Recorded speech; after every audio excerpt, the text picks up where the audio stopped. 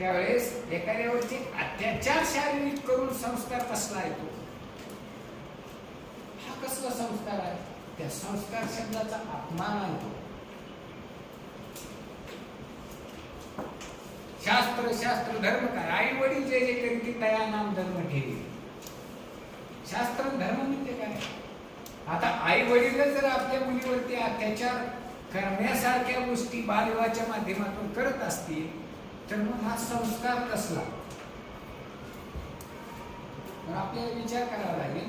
तर ह्या चाकुरीमध्ये सुद्धा आपल्याला बालविवाह रोखण्यासाठी ही एकाची जबाबदारी नाही तर ही सामूहिक जबाबदारी. सरकारी यंत्रणेबरोबर त्याच्या पलीकडे जाऊन समाज माध्यमाची आणि आपण एक सजग नागरिक म्हणून आपली सर्वात मोठी जबाबदारी आहे. त्याच्यामुळं आपण सर्वांनी आपल्या गावात होणारे विवाह असतील तुम्हाला कळले असतील. आता सरांनी अधिकृत सांगितलं की तुमचं कुठेही नाव होणार नाही. प्रत्येकाला भीती आहे. चांगलं करायचं असल्यावरच भीती आहे माणसाच्या मनात. त्याचं मला फार वाईट वाटतं. आणि माझ्यासारखा कोणीच नाही आणि मी बघून घेतो. आणि मग एखाद्या गरीब कुटुंबातल्या त्या वीर अपराध त्या मुलीचं आयुष्य उद्भवत होत असताना तुमची मर्दानी तुमची जे काय ते मोठेपणा आहे ना तो कुठे जातो? आपण का त्याला त्या वेगळ्या पद्धतीने बघत नाही? माझ्यासारखं कुणीच नाही म्हणतो. मग चांगलं करण्यासाठी मनात भीती असेल तर त्याला काय म्हणावं? त्याला माणूस म्हणावं का? कुठली उपाधी द्यावी? आणि तसं जर का वाटत असतं तर देशाला स्वातंत्र्यच मिळालं नसतं. अन्याय अत्याचार घालवायचा म्हणूनच त्या महापुरुषांनी समाज सुधारकांनी स्वातंत्र्यवीरांनी जर आज इंग्रजाच्या विरुद्ध लढा दिला नसता तर आज आपण कुठं असलो असतो?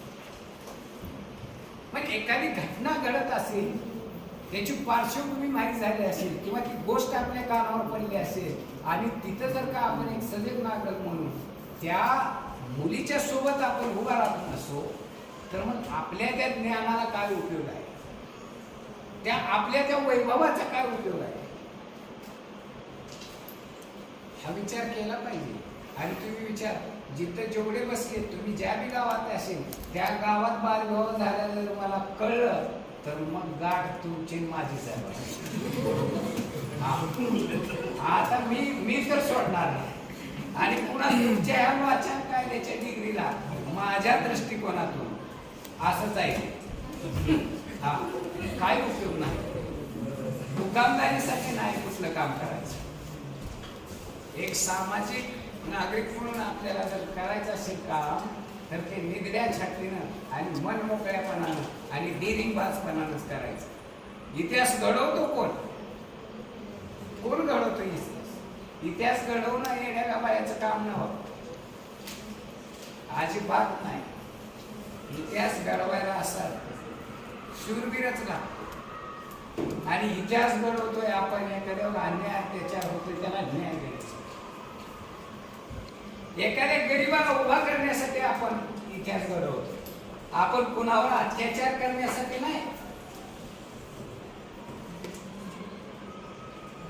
आपण अत्याचारित पिढीला न्याय देण्यासाठी इतिहास घडवतो.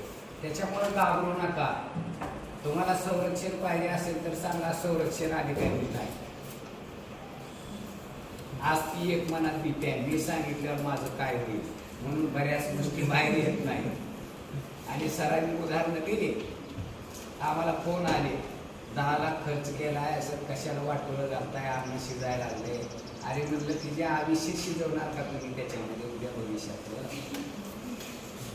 आणि तिथं आयात करून देणार किती 10 रुपयाचा आयात करतो 200 रुपयाचं खातो. थोडी आमटीला मीठ नसली की काय पांचट आमटी होती म्हणून जातो. ते आया बाया आजकाल आयात करतात. भर पेरावा 5 रुपयाची टोपी घालायला गेले की ते कावळ्याच्या डोक्याला बसत नाही असली टोपी. त्या साडी 70 ठिकऱ्याची ती कधी हुंगून बी बघत नाही ती बाई घालायला गेल्यावर. असला आयात करतात. काय काय जण परत ताटे आयार करतात. ती म्हातारा जर का त्या ताटात हात घालून खायले की थडाम करून ती थोबाडावर येते. असला 5 रुपये 10 रुपयाचा आयार. आणि कुणाच्या लग्नातला त्या एक बालविवाह होणाऱ्या मुलीच्या. अशा प्रकारच्या लग्नातला आपण खातो.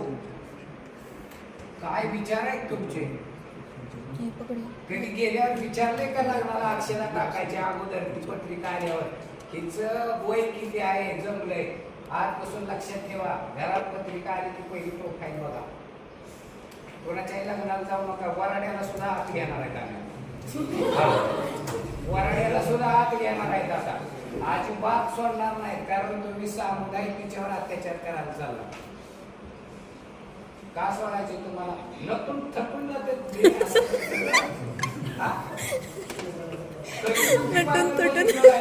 ब्युटी पार्लर मध्ये रंगवून जायचं. जणू काय असं काम करायला चालले तुम्ही. जोडपणं पाहिजे का? जोडपणं पाहिजे का बोलतोय? कारण 1 वाजता त्या मुलीचा फोन माझ्यासारख्या कार्यकर्त्याला येतो आणि ती लोक सांगते. त्यावेळेस काय येत नव्हतं.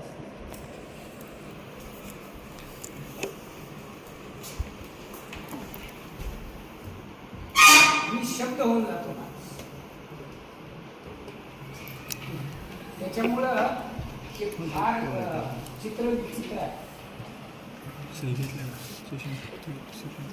त्याच्यामुळं आपण जेवढं सजग असतो ना तेवढं प्रत्येक नागरिकाला लोकशाही म्हणजे संविधान अधिकार.